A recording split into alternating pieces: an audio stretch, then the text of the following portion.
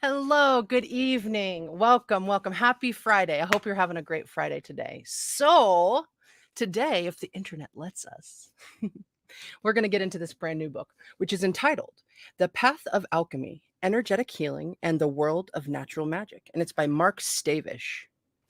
Cool, right? So, yeah, we're coming into that new whole round of zodiacs here. We're almost in Aries, and it seems the perfect timing for it. So let's do it to it. I've referenced this book a lot, but I've never read it from front to back. So we're going to remedy that. So all are welcome. I thank you. Forward. In my early steps on the alchemical path, let's try again. My early steps on the alchemical path occurred when I was less than 10 years of age. That would have been, at the least, 1962, the year that the German alchemist Albert Riedel opened a now legendary school in Utah, the Paracelsus Research Society. In 1984, I entered the beginner's class of his school to take further steps on this path and was initiated into the oral tradition of alchemy by Father Albertus. Dang, Father Albertus, there's so much cool stuff you can find about him online too. Hey, Luca, welcome in. Good to see you, dude. I was led to his school by the book Praxis Spagirica Philosophica, if that's how you say it. Philosophica. Philosophy. It was the first of perhaps 100 books concerning alchemy I had searched to show that the author had personal knowledge about how to actually do anything. By way of comparison, this book is much more open and direct, and it provides a step-by-step plan for study and work. Like Albertus's Practice Spagirica Philosophica and his later work, The Alchemist's Handbook, The Path of Alchemy shows you how to grind medicinal herbs with a mortar and pestle and create tinctures that help to heal and balance mind and body. Certainly, this is a practical book, as hands-on as you can hope for. It is also a comforting book. By this, I mean that it does not contain hard-to-place symbolism or just hint at things that really could be said directly. Saturnian, welcome in, dude. Yeah. Alchemy. Amen. You know, the beginnings of so many things. It's so fascinating. I love it. If you can brew a pot of coffee, you can begin doing the laboratory work detailed here. If you can afford the few dollars needed to buy a copy of The Path of Alchemy, you should be able to assemble all of the tools you need to perform experiments. If the fact that the experiments are not complicated suggests to you that they cannot be very revealing, then please hang on for a great ride. The Path of Alchemy is quite positive and affirmative, but there are few no's. No oaths, no secrecy, no gurus, no master, no limits on your imagination and freedom. No guarantees either, save one: no effort, no result. Making this book is exactly right for today's student. It packs all of the transformational dynamite that Frater Albertus's classic, The Alchemist's Handbook, delivered in 1960. However, unlike that wonderful little book, this revealing book satisfies our culture's need for speed. The Path of Alchemy is designed to be useful now for anyone willing to give a bit of joyful attention and effort. Joyful attention, I love that. All right. This book is a tool for personal transformation. The style and format are contemporary, which makes it easier to begin working on your alchemical realization than if you were reading what has previously been available. I say this with the greatest respect for those teachers who have gone before on this path, for without their previous efforts, it would not be possible to open wider the doors to the alchemical temple, which is capitalized. The author of this book you are now reading owes much to Frater Albertus, as well as to other generous teachers, most notably Jean Dubois, Dubuis. Wait, that's an O when it's Dubois, right? Dubois? Jean Dubois, maybe, is a French alchemist who founded an alchemical school, Les Philosophies de la Nature, which also had an English language school, the Philosophers of Nature. Both are now defunct, although the written courses are still available in both French and English through Triad Publishing in Winefield, Illinois. Juicy little tidbit. Great teachers intend that those who come after them will accomplish even greater things. As alchemy is the work of evolution, one should not be surprised that changes come one after the other, and with increasing speed. Alchemy is transformational, healing, balancing. This great art has not yet been fully revealed in its implications for planetary harmony. Do you imagine that this book or another one will describe how to change the planet with alchemical healing, or that somehow it is necessary to get all of the presidents, kings, popes, and potentiates to embrace an ancient art and science in a modern wrapping? And potentiates. Yeah, of course it was on two lines. The legendary stone of the philosophers is said to be such in its power and nature that only a few grains are necessary to change a mass of lead into the purest gold.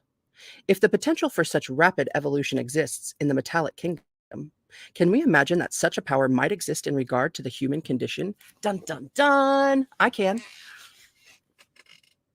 The culture in much of our planet today is one of increasing information. In fact, it has increased so much that we risk being overloaded to the point that we become lost and detached from what is real. The speed of discovery increases moment by moment, and it seems that the stresses in our lives accelerate at a similar rate. Our families, our countries, and our planet seem to be bursting at the seams with pressure, with no desirable end in sight. The need for urgency and tenderness in planetary transformation seems necessary when we survive the widespread pain and suffering that is the human condition. There is so much to hope for when we experience true love and friendship, those treasures beyond price.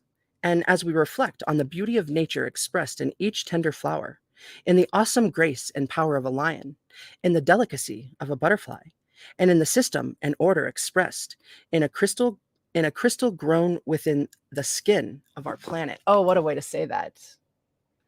I love crystals. The harmony transcribed from the celestial spheres by Beethoven and others, the scripture, or rather, the sculpture and paintings of the master artists, the great dream stories of Native American shamans, which bring the heights of human aspiration one step closer to Earth, each suggests that creative transformation is something that we are inherently skilled enough to accomplish to satisfy our need for spiritual sustenance. Yet the myriad effects of ignorance, deprivation, disease, and greed bear evidence of our imbalance and suggest that our creative realization is not yet complete. Until such time, the alchemical fire will not be extinguished. The drama of creation, transformation, evolution, and healing will play out in our own heart and mind as you dare to discover your true nature and role in this great work. Perhaps then you will become a vehicle for accelerating evolution in the four kingdoms. I have been very fortunate at every step on my own alchemical journey to have found those generous individuals who were willing and able to help people. Others who had gone before these teachers had helped them, and they in turn continued the chain of good deeds and service. The Path of Alchemy is one visible expression of a tradition of care and concern for the well-being of humanity. It is my sincere hope that you will share my fortune, not measured in gold or material accomplishment, but rather in a sense of purpose and of daily revelation and affirmation of the goodness of life and the infusion of hope and purpose. Carry on and keep up the good work that you have already begun. And that was written by Russell House, Wheaton, Illinois, 2005. That's a great forward. Awesome. Welcome, everybody. Good to see ya. Yeah, we're coming into that weekend time. It's exciting. It's good.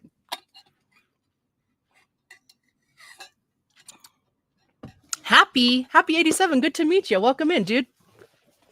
Okie doke. Acknowledgements. Thank you to the many students, friends, and teachers who have made and continue to make alchemy a living tradition. With heartfelt gratitude for all of their effort, assistance, and insight, thank you to Russell House, Patrice Melise, Jean Dubois, and Jack Glass. Special thanks are also sent to Frater Albertus, Hans Nitzel, and Kevin Townley for their foresight in bringing alchemy into the modern world. Thank you to Mark Thorner of Thorner Graphics for his assistance in producing much needed artwork and diagrams, and thanks to Christopher Billardi of Two Ravens Communications and Paul Bowersox for their editorial review and invaluable suggestions, which greatly improved the text. I would also like to thank two very special women who have tolerated all of this nonsense for so long. Sue House, president of Triad Publishing, who in her own right can be called the mother of American alchemy, and my wife, Andrea Narazi, who made sure I had the time needed to do the work and that I didn't leave any fires unattended. Awesome. All right, introduction. The writing of The Path of Alchemy has been a long and interesting journey. Many of its readers will recognize material from several online articles of mine that have become standard reading on the internet since their posting in the late 1990s. The articles forming the core of the technical section were originally written at the request of Ariadne's Web, a journal well known among students of Rosicrucianism, Martianism, the Knights Templar, and similar initiatic lines of the Western esoteric traditions. Initially, only one article was to be produced, but the decision came quickly to create a trilogy and give a complete and thorough overview, no matter how brief, on the basics of plant alchemy, or more accurately, spagyrics. What was thought of as being a short course on plant alchemy for a small audience quickly became a phenomenon. The articles were reprinted in the Rosicrucian Beacon, the official publication of the Rosicrucian Order, AMORC, which is capital AMORC. I wonder what that stands for its British and English-speaking European and African members over several issues in 1998.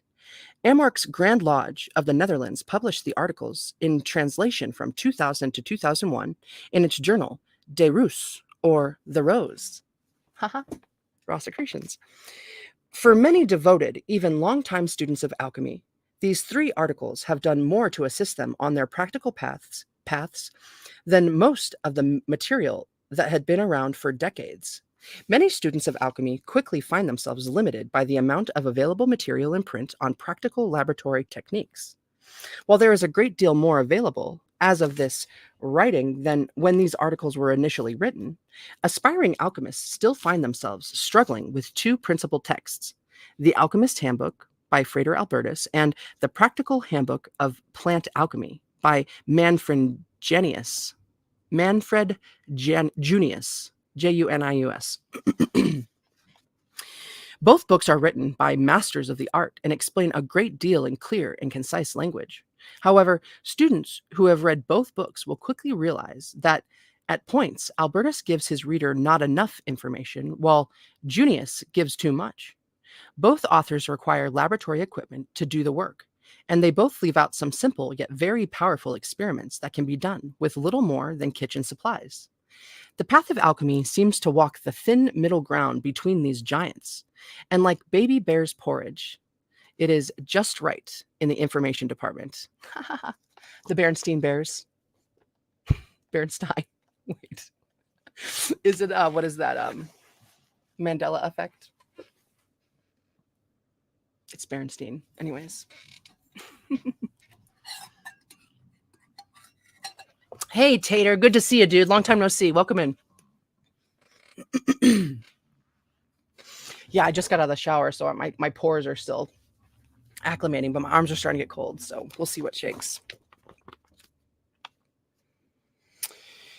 In addition to the familiar text, new illustrations make the operations clear to the first-time student.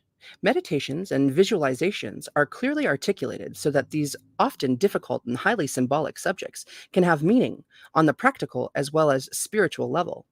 Each chapter has a summary, assignments, and meditative practices specific to the material in that chapter. It is to Russell House that I owe a great debt of gratitude. at his generous assistance yeah, that, as his generous assistance helped make much of this material more precise and practical on its initial writing.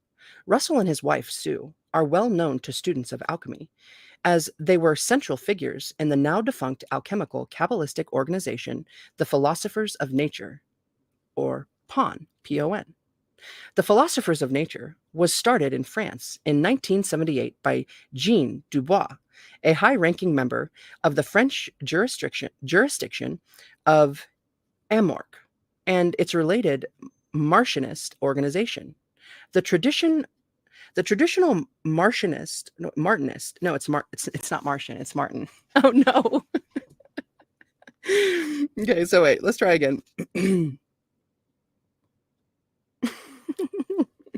Yeah, okay, so the Philosophers of Nature was started in France in 1978 by Jean Dubois, a high-ranking member of the French jurisdiction of Amorc, and its related Martinist organization, the Traditional Martinist Order, or TMO.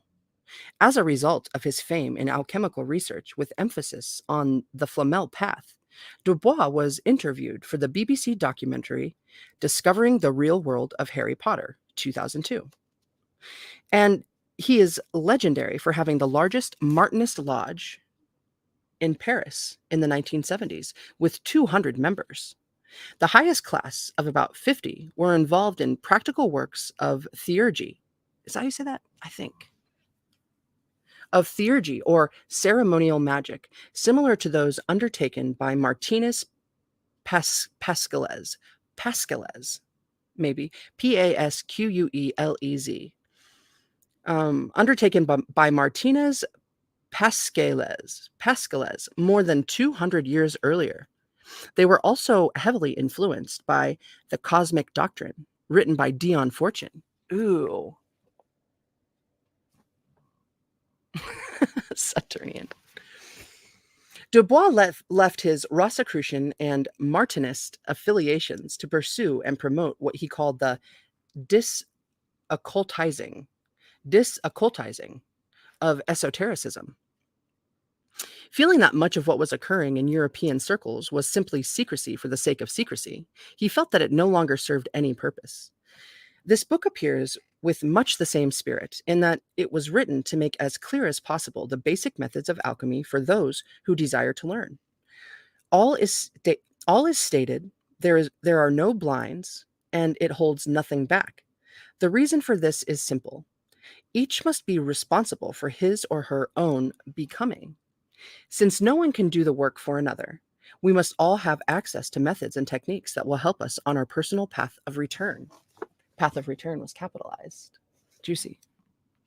Alchemy is often referred to as, quote, women's work and child's play, end quote, and that it involves many of the same skills and temperatures, for plant work anyways, found in cooking. One needs an open and joyous heart, as a child at play, when undertaking the work.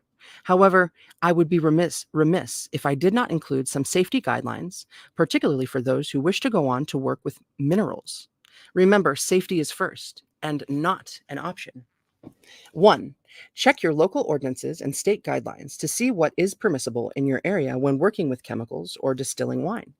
2. Read all directions for suggested experiments several times before conducting the actual experiment. Visualize the process, write it out, and be familiar with each step required. 3. Do not use the same tools or cookware for eating that you use for alchemical experiments. 4. Fire is always a potential hazard. Keep a fire extinguisher or fire blanket nearby and know how to use them in case you ever need to. Keep a large box of baking soda on hand should an alcohol spill catch fire and need to be smothered. While the temperatures you will work with are very low, safety is a habit that is very important, one that will carry over into any work you might want to perform with minerals, where the potential for injury or harm is dramatically more significant. Several well-intended critics have pointed out that some of the earlier materials produced failed to distinguish between spagyrics and alchemy, These critics claim that they share common theory and methods, but in fact are two different areas of work. Spagyrics is really a part of alchemy, and in its most basic form is concerned with healing the body, similar to fashion, similar in fashion to homeopathy. Unlike alchemy, however, it requires no special inner state on the part of the operator and, in this manner, functions much like the natural magic of the Renaissance philosophers. Dubois put it this way, quote, Spagyrics essentially deals with bodily health. It is not an initiatory pursuit, whereas alchemy is the medicine of the soul, and its true goal is initiatory. Spagyric operations, particularly operations of the vegetable kingdom, do not require a specific state from the operator. The link between work matter and operator is weak. On the contrary, in alchemy, the bonding between matter and operator is very strong, and no one can transmute anything if he hasn't transmuted himself first. In alchemy, the psychic quality of the operator is essential. There is another important difference.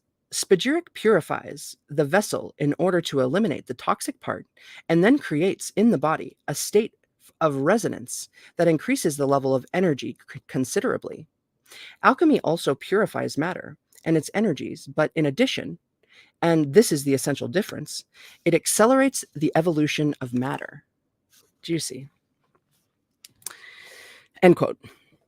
However, this point does give room for thought. If the proper attitude is not essential, but spagyrics still produces wondrous results, then what if a genuine attitude of heart and evolution is brought to the work? Can spagyric operations become alchemical if the operator brings the proper attitude to them? Given that certain spagyric products are initiatic in nature, the ends of Paracelsus in particular, some believe that spagyrics as a whole can be initiatic if the proper attitude is applied. It is left to each operator to decide this point. Students of quantum physics will also note the similarity between the statements regarding mineral work, the critical importance of the consciousness of the operator on the outcome, and modern findings on the influence of consciousness at the subatomic level. Boom. Pascal's. No,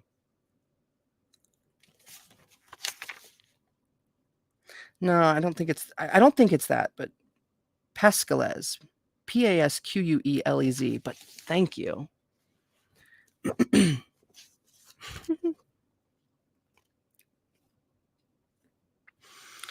It has been my good fortune to know several of the leading lights of modern alchemy. After reading Frater Albertus's work, The Alchemist's Handbook, I sought to make contact with his Paracelsus Research Society, or PRS, in Salt Lake City, Utah.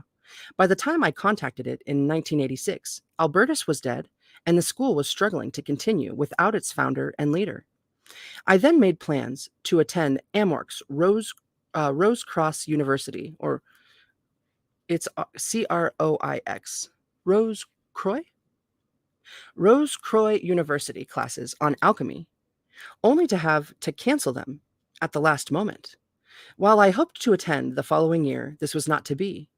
Amorc canceled these classes, and when they were reinstated, Russ House and Jack Glass were no longer the instructors. In the early 1990s, Gnosis, the leading journal for information on the Western esoteric traditions, carried a small ad for an organization in Colorado called the Philosophers of Nature, working under its parent organization's French name, Les Philosophes de la Nature, with the abbreviation LPN. It advertised itself as a school of traditional French alchemy and Kabbalah. I contacted the organization but received no reply. Several months later, a flyer for a seminar on alchemy arrived in my mailbox. I had never heard of the presenter and simply filed it away. Soon, another flyer arrived.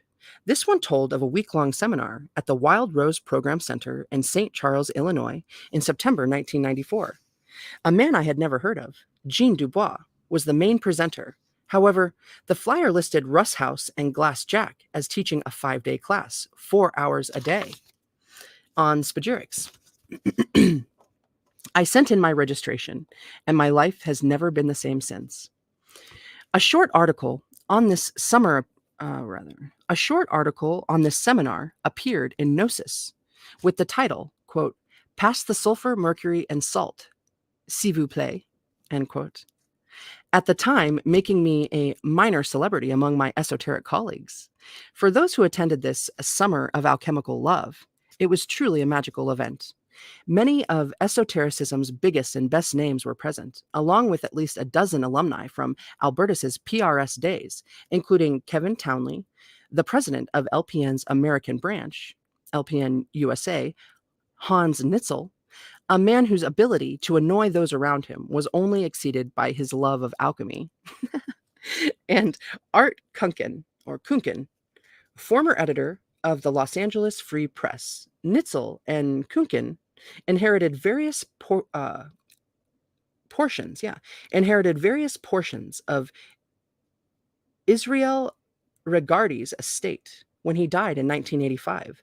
Nitzel received several large mosaic tables and displays of Egyptian and Hermetic themes made by Regardi, and Kunkin received Regardi's library and alchemical laboratory. Whoa! Wow, what a thing! Something not widely known is that Regardi studied alchemy at PRS. This changed his view that alchemy was not only a speculative and symbolic study, as he had previously stated in his book, The Philosopher's Stone. It is also important to note that Regardi injured his lungs during an experiment that went awry, and as a result, needed to use oxygen later in life. A warning to us all, and good reason to proceed with caution. While it is easy to lament the passing of old friends, particularly those who are looked to as the greats in their field, it is important to remember that alchemy is a very personal path. We learn from others, but must do the work ourselves.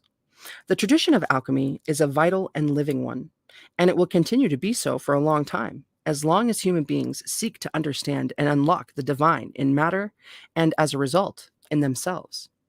As you proceed through this book, remember to make haste slowly. A little bit of work done regularly is better than a great deal done quickly and on occasion. Take time to pray and meditate as you undertake the experiments described in these pages.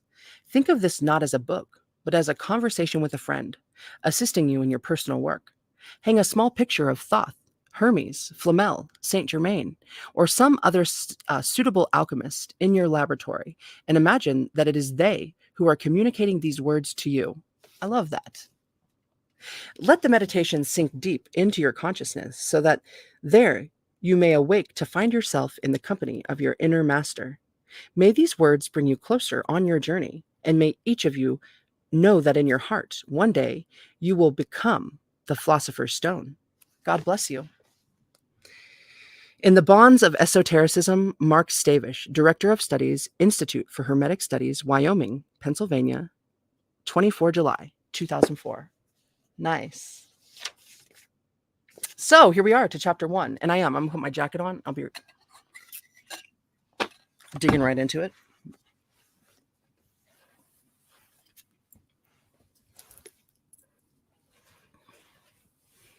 Okay, doke.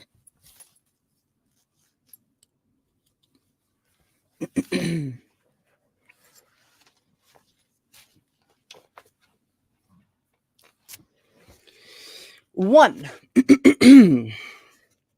Alchemy, an introduction to the royal art. Alchemy, long known for its massive symbolic tomes and metaphorical references to plants, minerals, and various elemental intelligences, is among the most mysterious of mystical arts. Visions of old men in funny hats bent over ovens for hours seeking to turn lead into gold, find the elixir of life, or create the Philosopher's Stone are commonplace in the popular imagination as well as in occult circles. However, far from being an ancient pursuit whose goals are obscured through the mists of time, alchemy is very much alive and has much to offer our current age. Alchemy's comprehensiveness Alchemy's comprehensiveness can offer us tremendous insight into alternative therapies, new medicines, quantum physics, parapsychology, and the depths of the human mind. Why study alchemy? There are many reasons individuals pursue spiritual paths. Some try to fill a void in their lives that other activities, such as drugs, sex, shopping, and psychoanalytical therapy, are unable to satisfy. Others seek power, fame, and wealth, or maybe something simpler, like finding a new boyfriend or girlfriend.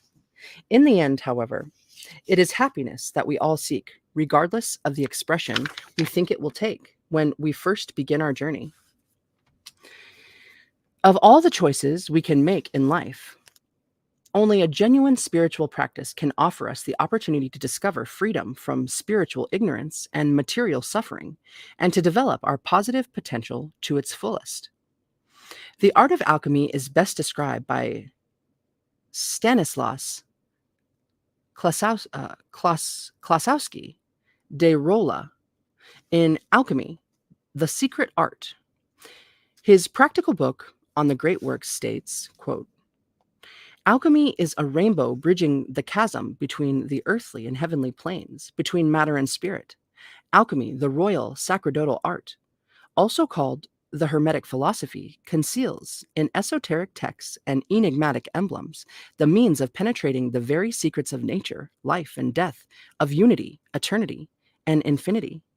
Viewed in the context of these secrets, that of gold making is, relatively speaking, of little consequence, something comparable to the superpowers sometimes obtained by great yogis, or the siddhis, Siddhis, which are sought not after for their own sake, but are important byproducts of high spiritual attainment," end quote. Dude, I've always said that. I've always felt that. Like when people, yeah, move things with their mind, or when they can float, or they start fires and stuff like that.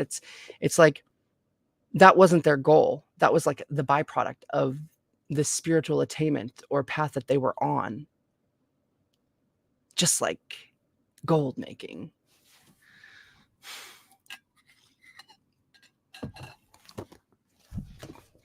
In short, alchemy offers us the opportunity to relieve suffering, ignorance, and fear of death through direct experience of the invisible world and understanding how they relate to the physical world of matter.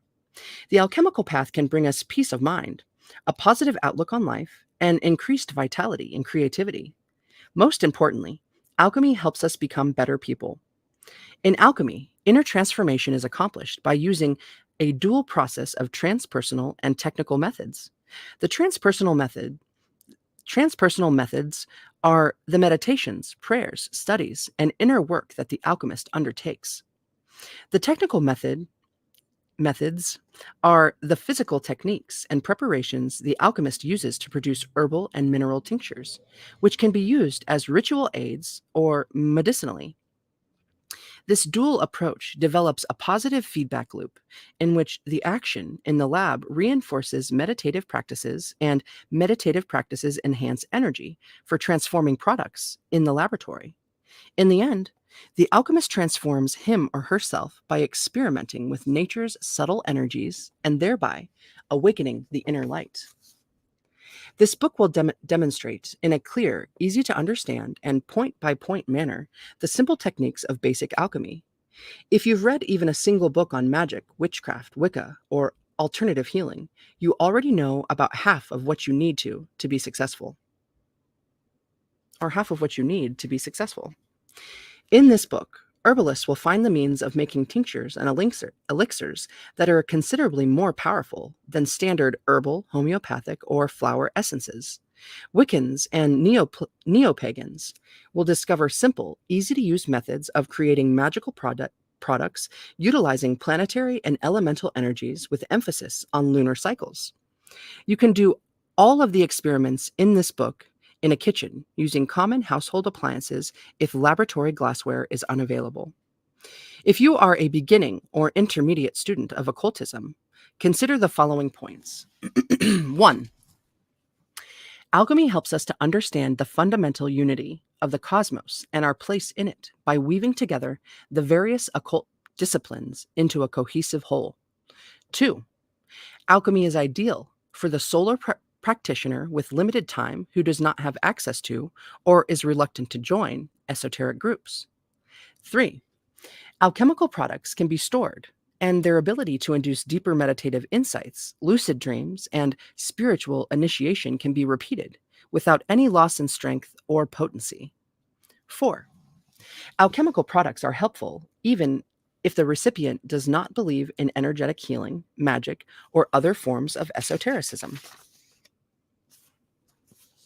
The land of Chem, which is what I've been learning about a lot lately. The land of Chem, where it all began, Egypt.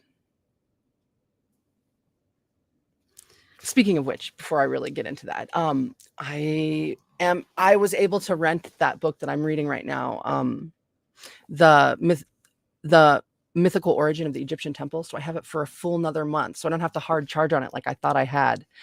And that is so awesome because I wasn't really done even studying it myself. So that's so cool.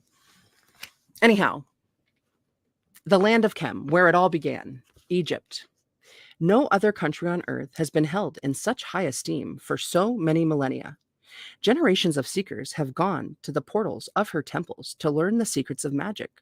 While many civilizations have possessed religious institutions, no other country has so thoroughly created a culture in which the spiritual world ruled every aspect of daily life than the land of mummies, tombs, gods, and pharaohs.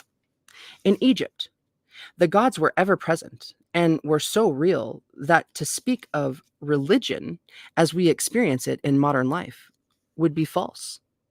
The ancient Egyptian language did not have a word for religion as we know it, only magic, and more precisely, magical power.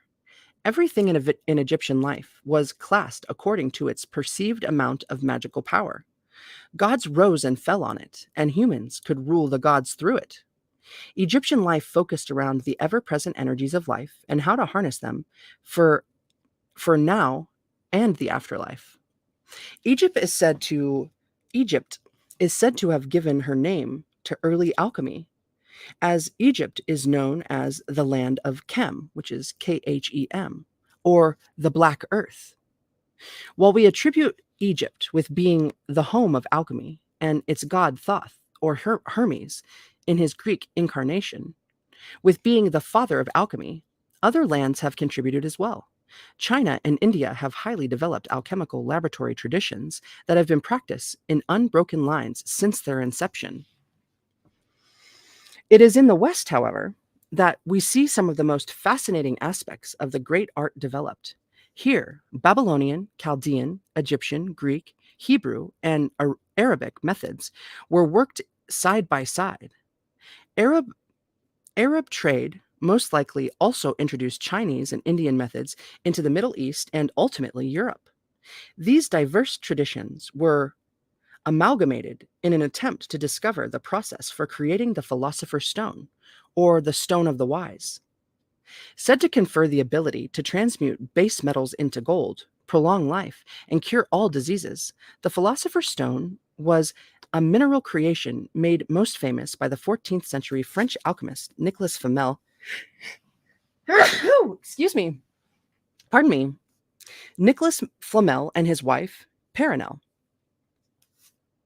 With it, it is said, they created the elixir of immortality and were seen alive 300 years after their recorded deaths.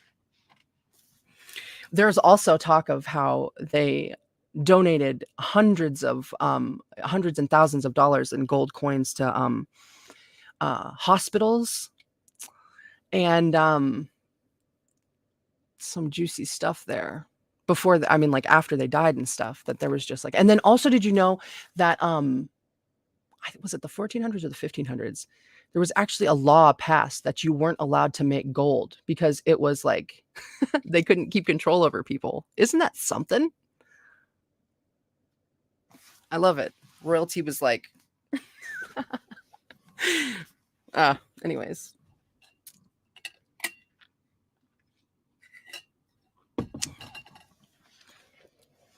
A law. Okay.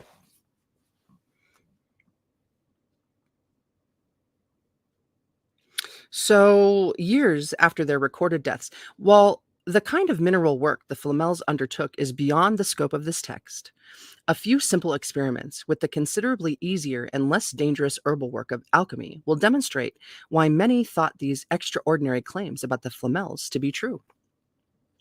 This idea of a stone or of an actual physical object as a means of bringing about dramatic changes in the health and, above all, the spiritual consciousness of an individual is the basis for most experiments in all three kingdoms the alchemist will progressively work through. Hey, someone's thinking about me. Anyone familiar with the idea of talismans or ritually charging objects such as liquids or metals for a specific purpose already has a sense of how an alchemical tincture or stone functions. Juicy. The key of all magic, separating the gross from the subtle. Oh my goodness. Man, I got a major itch going on my nose here. Like magic, alchemy seeks to demonstrate the reality of cosmic truths in the daily life of its practitioners. While a nominal amount of Kabbalah and astrology are traditionally studied in concert with practical alchemy, students of any system of magic will quickly see the relationship between magic and alchemy. The most obvious and useful of these links being between that, let's try again. The most obvious and useful of these links being between what we often call natural magic and the creation of specialized herbal tinctures. Natural magic is the use of astrological and planetary cycles in connection with magical or alchemical experiments to direct the greatest amount of psychic energy with the least amount of effort.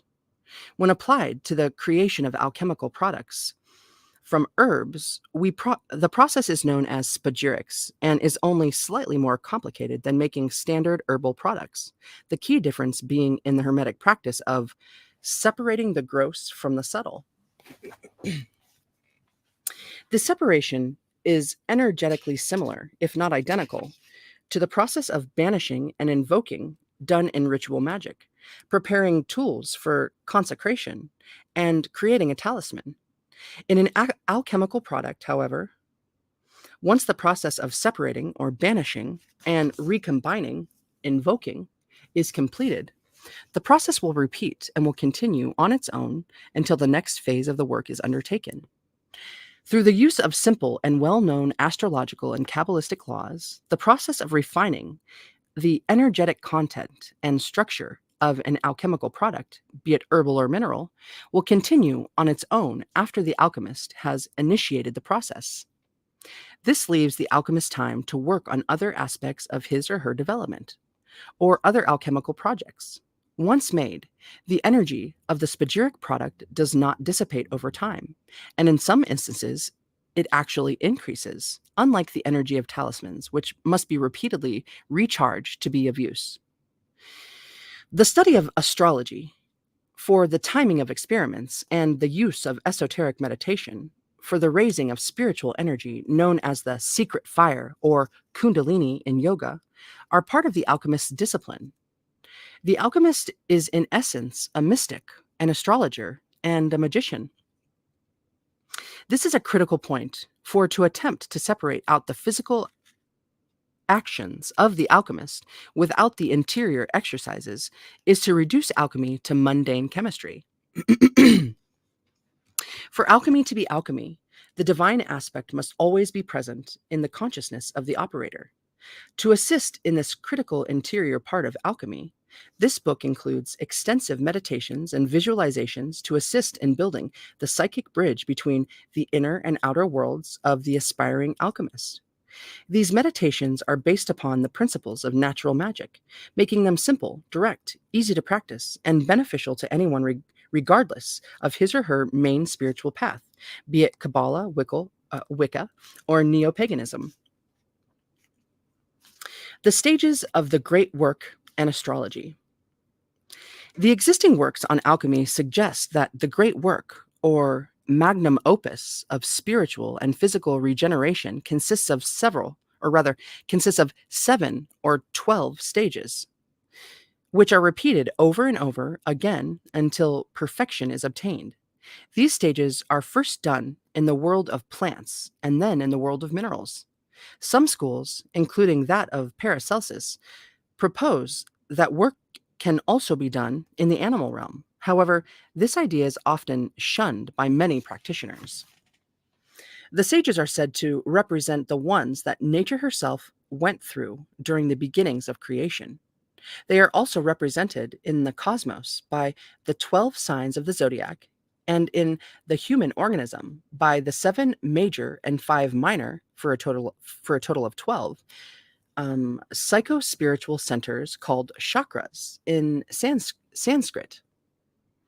These centers are also linked to the endocrine to the endocrine and nervous systems in human beings. Okay, so we have a little table here, and I'll flash it up to you up here so you can see it. How do we get more light on that? So Aries, it's physical organs, and then energy, psychic center, and alchemical phase. So Aries is head, it's active. I'm going to read it like this. So Aries, the head, it's active. Its psychic center is Mars, and its alchemical phase is calcination. Taurus is the neck and throat. Energy is passive.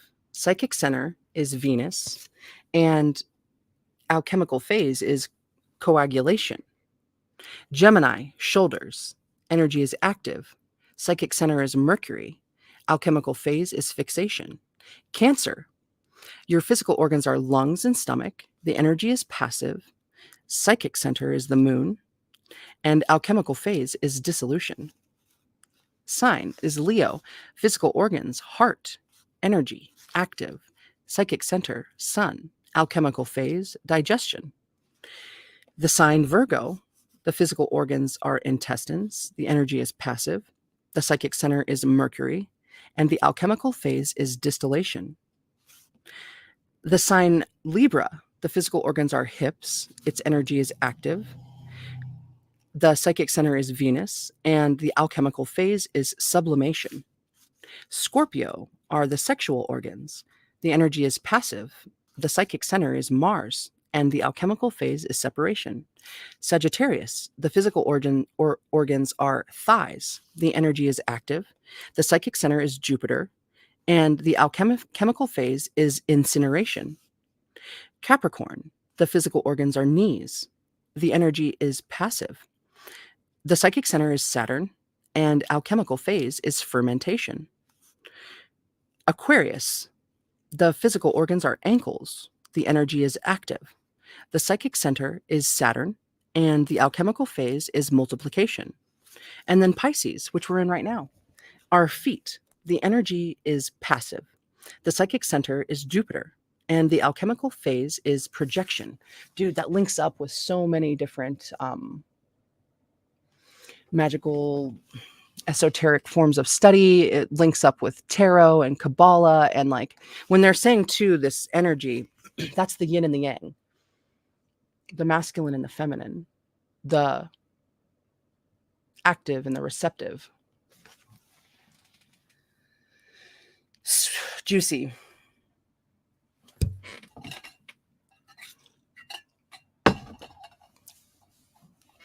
Okay. This linking of the stages of alchemy to the zodiac, as well as to the organs of the human body, was part of everyday medical practices during the Middle Ages and Renaissance. However, alchemy takes the associations one step further, and that they are applied not only to the physical body, but to the energetic or etheric body as well. It is the etheric body that alchemical products seek to work on, and like acupuncture or homeopathy, this is what gives alchemy its healing powers.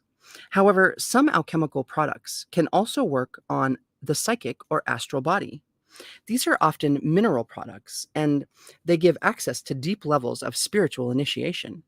Fortunately, as we will outline, there are some herbal products as well that can provide initiatic experiences, and these are also easy to produce. By creating a product that acts on an organ, We can address physical health directly. This is the most basic feature of medical astrology.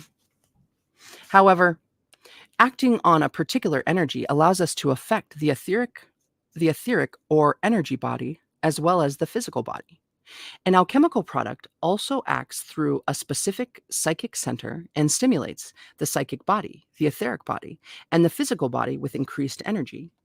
As the energy circulates throughout the etheric energy system and the physical body through the bloodstream, all 12 phases of the alchemical process are replicated within the body itself, as well as in the etheric and astral bodies to varying degrees.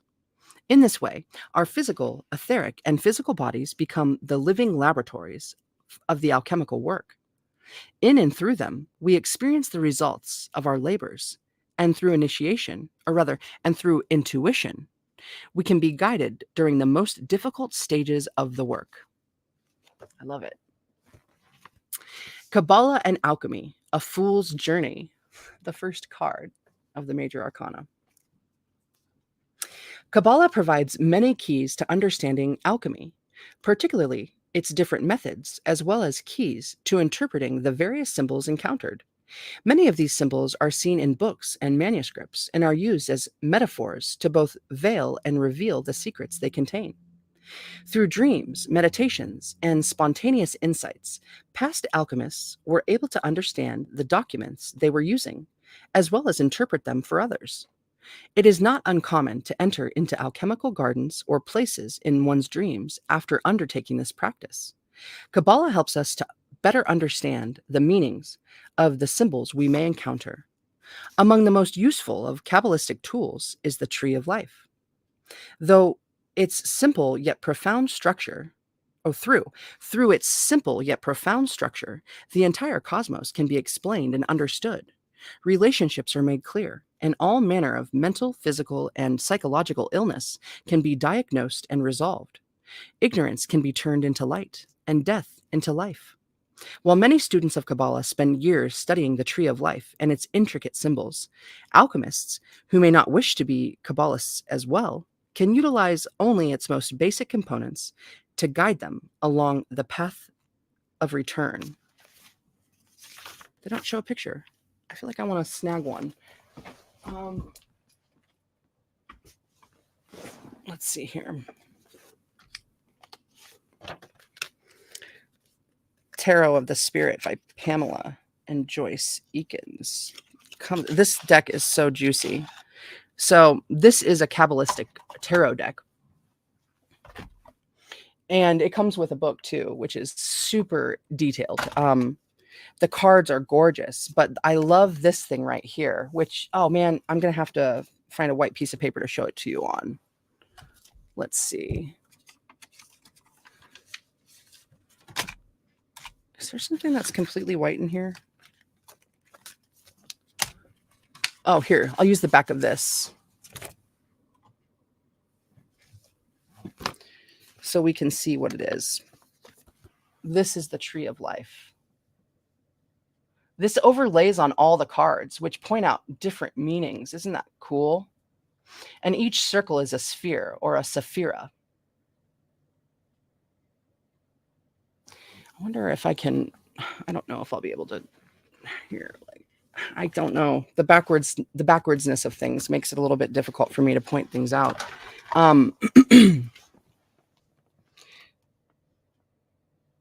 This always reminds me of the Grateful Dead, their lightning strike. But so 1, 2, 3, down to 4, over to 5, to 6, to 7, over to 8, 9, and 10. Juicy stuff you can learn to read tarot and the paths that we cross with the numbers of that as well. So cool. Yeah, so when you overlay this over any of the cards in this specific deck, it leads to greater understandings. Like, let's see here. Wow, look at that. See, right? The 3 of Wind, which would be the 3 of Swords, because swords are air. Totally transforming the card. right? Isn't that something? Juicy, juicy. I never finished that huge book that comes with this, but it's like, it's good though. What I have read. It's big, it's thick. Okay, let me put this back in its box. And really, the original tree of life was shaped differently. Hey, I don't know anything about that. That's interesting, Saturnian. Thank you. Yeah, these cards are they're really cool, and the book that comes with them is so in depth. But yeah, Tarot of the Spirit.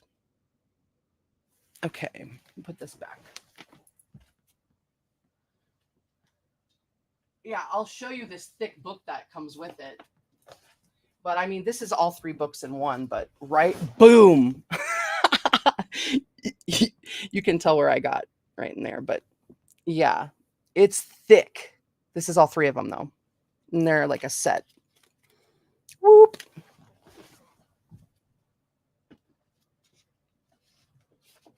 But man, it really helps with understanding a lot about Kabbalah and tarot and esotericism and Thoth, and yeah, the Sephiras and the different paths of how cards connect and what that means. And then when you start adding in on top of that, like the different associations with our body and our etheric body, our physical body, it's just a myriad of information, which is juicy. Okay. Oh, 1, 2. Okay.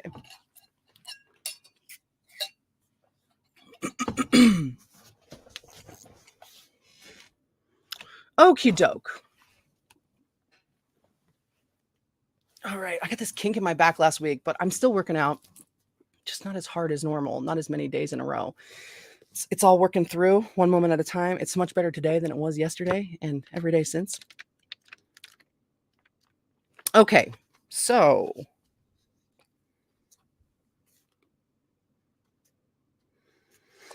let's see. I think I said can utilize only its most basic components to guide them along the path of return, which is capitalized. The path of return, which this time is italicized, is the way whereby each human soul goes from gross ignorance to illumination, and the various phases, challenges, and encounters along the way. This path starts in the material world in which we live and takes our consciousness to the heights of perfect wisdom, compassion, and power. However, unlike some systems that seek to escape from the matter and see it as evil, alchemy recognizes the inherent energy and power in matter and uses it for the journey. Alchemy says that we are to perfect ourselves through the challenges material life offers us, not run from them into a fantasy land of spiritual perfection that is little more than a fear of life itself. Excuse me.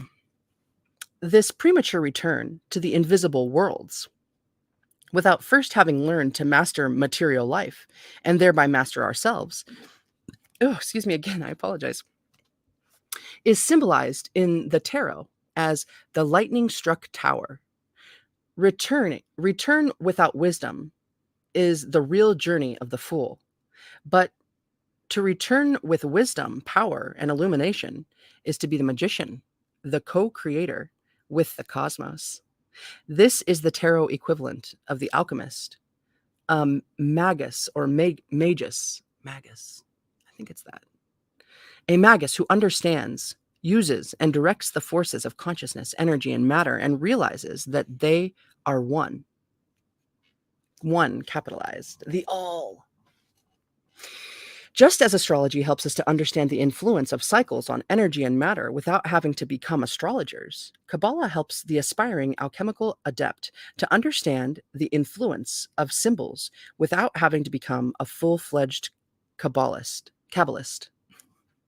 However, the unique synthesis that alchemy offers often allows students to become far more skilled in all 3 areas of study than they would have thought possible had an attempt been made to study them independently. The reason for this is simple. Alchemy is experientially oriented. Thus, what we learn through experience and not memorization. Boom. Kabbalah 101, using the tree of life with alchemy. The single greatest advantage to using the tree of life in connection with alchemy is that it allows for a very neat and practical filing cabinet for ideas. Everything the alchemist, Kabbalist, or astrologer might encounter can find its place on the tree of life, and through the tree, map its relationship to every other phenomena, mental, physical, or psychic, that might or could possibly occur. However, like a filing cabinet or computer in the material world, we don't need to know how everything works in order to take advantage of its benefits. The second most important aspect to using the tree of life is that it describes the creation of the universe, and therefore everything in it, in a simple and direct manner from the perspective of consciousness, then energy, and finally matter. The Kabbalah and alchemy. The Kabbalah, and then in parentheses it says, and alchemy. Creation, did I say the? It's in Kabbalah and alchemy. Creation takes place when the divine mind of God, the absolute, or in Hebrew, the Ein Sof, R, A-U-R, or limitless light, through a series of expansion and contractions, establishes the boundaries of creation as follows. 1. The first word, Atziluth, which is Atzilutth, is the most subtle and is closest to the original state of non-existence. This is called the world of fire because of the lively, undefined, and almost uncontrollable nature of fire. 2. Next is the Bria, the world of archetypes, which is Briah, or forms as our human mind can grasp them. It is symbolized as the world of air and acts as a barrier world between the extremes of the world of fire preceding it and the world of water following it.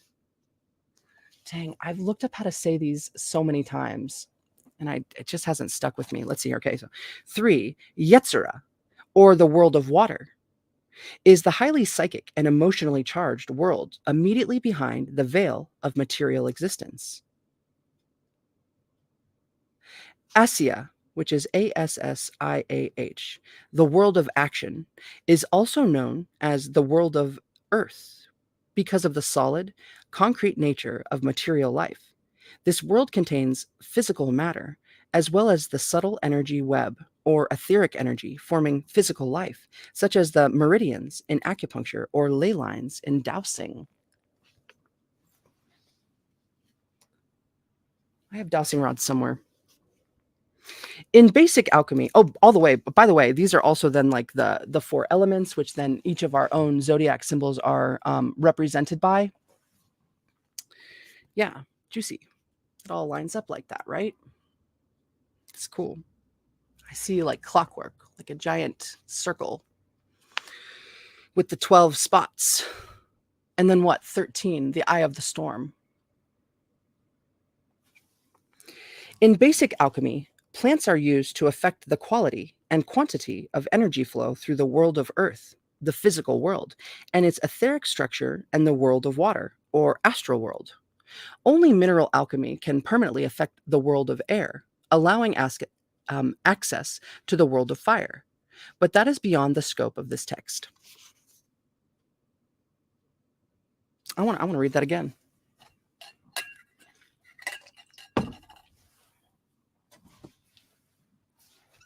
In basic alchemy, plants are used to affect the quality and quantity of energy flow through the world of earth, the physical world, and its etheric structure, and the world of water, or the astral world. Right. Only mineral alchemy can permanently affect the world of air, allowing access to the world of fire. But that is beyond the scope of this text. That's juicy. Earth, water, air, fire. Dude, Can you hear that horn honking out there? Okay. Creation occurs in increasingly dense levels of energy matter, from the subtlest, fire, to the densest, earth. Within this context of increasing density, there also arises a series of 10 planes or levels of consciousness known as Sephiroth, or spheres of being.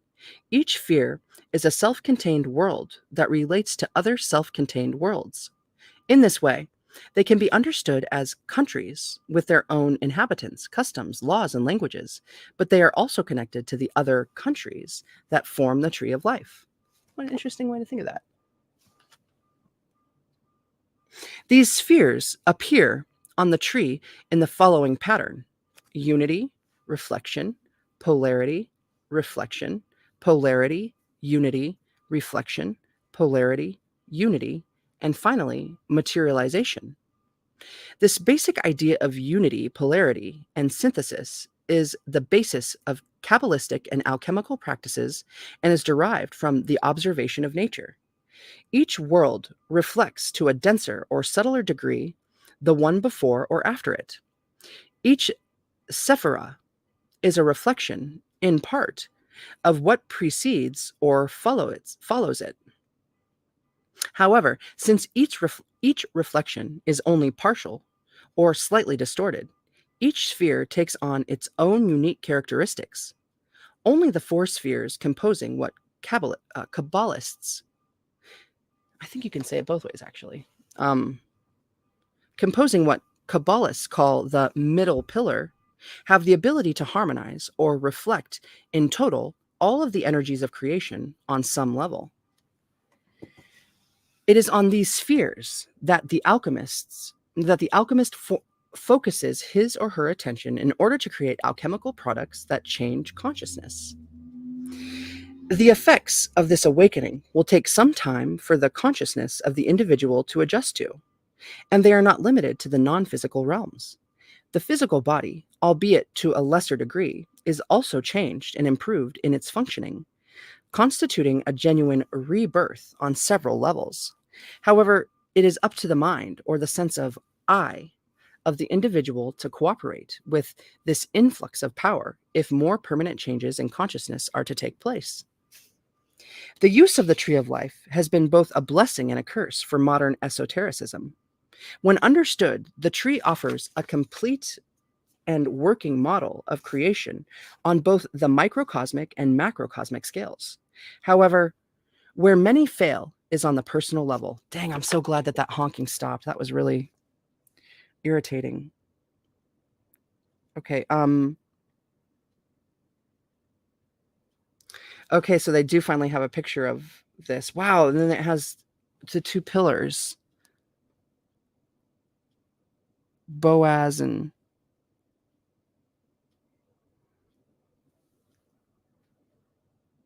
Boaz and Jachin.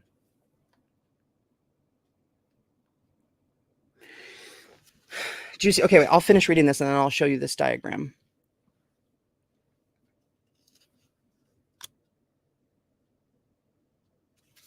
Okay, microcosmic and macrocosmic scales. However, where many fail is on the personal level. The ability to apply the often very general information of the tree to the personal experiences of the initiate when he or she deals with psychological phenomena is profoundly lacking in modern esoteric circles. The reasons for this are several. First, many modern esotericists simply repeat what they have learned without experiencing whether or not it is true on a personal level. Second, the language of Kabbalah is multi-leveled, with the same word having several meanings, and thus many who are using the words don't know what they actually mean or on what levels they may be interpreted. Third, the diagram of the tree is simply too neat and compartmentalized, and many Kabbalists are unable to adapt to the fact that interior reality is much more flexible than the tree allows when applied to the two-dimensional page or illustration. To help resolve these problems in the transmission of knowledge, only information that has a relationship to the experience of the author or others with whom he has discussed this topic will be included here. Theory will be stated as theory, and experience as experience. The meanings of common Kabbalistic words will be defined and redefined to keep the communication clear and direct. An extensive use of confusing and somewhat irrelevant God forms, references to mythology and cosmology connected to personal experience will be avoided. No, Caps, good to see you, dude. We're just about to the end of chapter 1 here. So here's another picture of the tree of life. Let me see if I can get that straighter. Okay. I've also looked up how to pronounce those correctly multiple times. Let's see if I can do it. 1 is Kether. 2 is Hakma. 3 is Bina. 4, Chesed. Chesed. 5, Geberah. 6,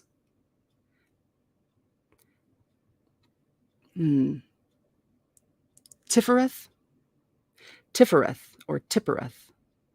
7, Netzach. 8, Hod. 9, Yesod. And 10, Malkuth. Wow, and then to the side there, that's also the symbols for earth, water, fire, and air, or fire, air, earth, and water. Yod, He, Va, Yod, He, Vahe? Oh my goodness. Which is like, I was just learning about that. Might be like the original name where Thoth's name originated. It's like God. Ooh, juicy. Okay. Conclusion. Anything worth doing takes time and effort. Spiritual studies are no different in this regard. Just as people must discover for themselves which path is best for them, they must also ask if they are getting the return on their investment that they initially sought. Few systems of development are as mentally, physically, and spiritually rewarding as the alchemical path. Through it, the entire corpus of Western esoteric philosophy and occult practices can be synthesized, understood, and most importantly, effectively applied. Like any genuine path of spiritual initiation, alchemy is a truly solitary path. We may meet with other alchemists, work with them on occasion, and learn from each other, but the true work is done alone in our laboratories and within our hearts. No one can open nor bar the gateway for us, and all who simply enter onto the path of alchemy will be better off for it than if they had never started. Dare to practice alchemy because it works. So the key points of this chapter 1 are: basic alchemy can be successfully studied and applied by anyone who can follow a simple cooking recipe. And then all of the experiments in the path of alchemy can be done using common household appliances if laboratory glassware is unavailable. Next, we have alchemy is one of the few occult arts and sciences that is objective in its results. Our next is tinctures, elixirs, and other products increase their potency over time. Next, we have alchemical products can bring healing to the physical, etheric, and psychic realms. No, I don't want hiccups.